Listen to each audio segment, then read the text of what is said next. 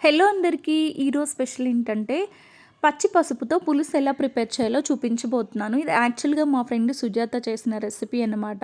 చాలా టేస్టీగా అనిపించింది. అండ్ ఈ సీజన్‌లో కోల్డ్‌కి, కాఫ్‌కి, థ్రోట్ ఇన్ఫెక్షన్‌కి అయితే బెస్ట్ హోమ్‌మేడ్ రెసిపీ. మన పాతకాలంలో ఈ రెసిపీ అయితే చేసేవాళ్ళు. అంటే అప్పట్లో ఇంట్లోనే పసుపు పండించేవాళ్ళు కాబట్టి ఫ్రెష్‌గా చేసుకునేవాళ్ళు. దీనికోసం నేను మార్కెట్‌లో దొరికిన 2 పసుపు కొమ్ముల్ని అండ్ 2 ఆనియన్స్‌ని తీసుకుంటున్నాను. దాంతోపాటు కొంచెం అల్లం అయితే పీల్ చేసి పెట్టుకున్నాను.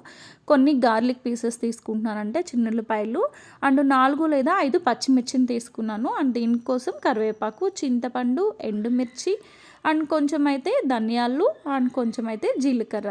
ఇప్పుడైతే చింతపండు ఒక గిన్నెలో పెట్టుకొని హాట్ వాటర్ యాడ్ చేసి సోక్ చేసి పక్కన పెట్టేసుకుంటున్నానండి. పసుపు కొమ్ముల్ని ఇలా నీట్గా పీల్ తీసేసి రెడీగా పెట్టుకోవాలి. ఇది మనకి పీల్ తీస్తుంటేనే ఆ స్మెల్ అనేది చాలా ప్యూర్గా తెలుస్తుంది అండ్ కలర్ కూడా హ్యాండ్స్కి వచ్చేస్తుంది. ఇప్పుడు ఇది మార్కెట్లో దొరుకుతుందండి. ఈ సీజన్లో ఇలా పచ్చి పసుపు తెచ్చుకొని మనం యూస్ చేసుకోవచ్చు. ఈవెన్ ఫేస్ ప్యాక్స్కి ట్రై చేయొచ్చు, బాడీకి అప్లై చేసుకోవచ్చు.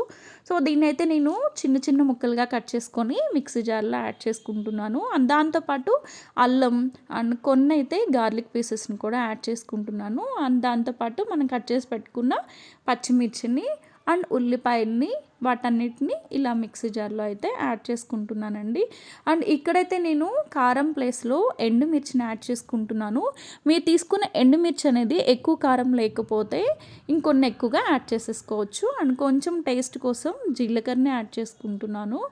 అండ్ దీంతోపాటు లాస్ట్లో ధనియాలు అయితే నేను పచ్చివే వేస్తున్నానండి, రోస్ట్ చేసి అయితే వేయట్లేదు.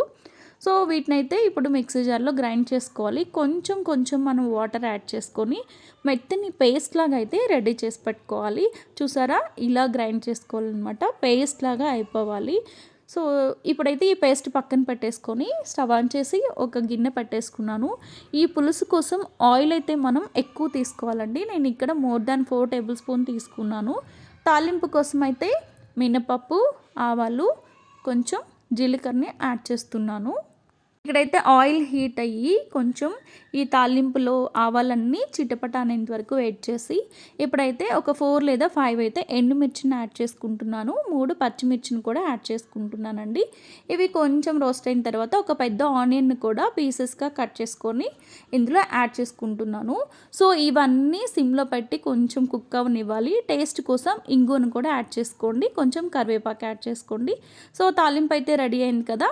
ఇలా తాలింపులో పచ్చిమిర్చి చెక్ చేయండి. ఇలా కుక్ అయిన తర్వాత మనం గ్రైండ్ చేసి పెట్టుకున్న పచ్చి పసుపు కొమ్ముల పేస్ట్ని అయితే ఇందులో యాడ్ చేసేసుకొని స్టవ్ అనేది సిమ్లో పెట్టుకొని కుక్ చేసేసుకోవాలి. ఎందుకంటే ఇది బాగా కుక్ అయితేనే మనకి టేస్ట్ బాగుంటుంది.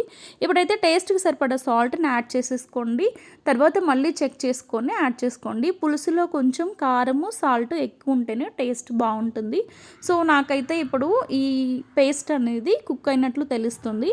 ఇప్పుడైతే నేను చింతపండు పులుసుని పిసికి రెడీగా పెట్టుకున్నాను. సో ఇదైతే ఇందులో యాడ్ చేసేస్తున్నానండి. మనకి పులుసులో ఆ పులుపుని బేస్ చేసుకొని వాటర్ అనేది మీరు యాడ్ చేసేసుకోవాలి.